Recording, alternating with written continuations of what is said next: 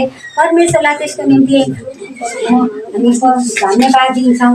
र अब हामी चाहिँ अब हामी वचनको समयमा आएका छौँ है। हामी कतिजना वचन सुन्नमा तयारी छौँ।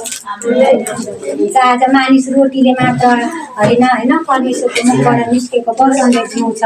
किनकि रोटी त हामीले भोजन त फेरि फेरि हामीले खाइरहेका छौँ, तर पनि हामी किन तृप्त भइरहेका छैनौँ भन्दाखेरि आज हामीलाई परमेश्वरको वचनको खाँचो छ। हामी खोजी खोजी हिँड्छौँ परमेश्वरको वचन सुन्नलाई, परमेश्वरको अभिषेकका जनहरूमा हामी चङ्गाई छुटकारा पाउनलाई भने आज हामीलाई भजनले होइन हामीलाई चाहिँ परमेश्वरको वचन परमेश्वरको चाहिँ होइन अभिषेकहरूको चाहिँ हामीले धेरै खाँचो पर्छ। त्यही भएर अब हामी वचनको समयमा आएका छौँ।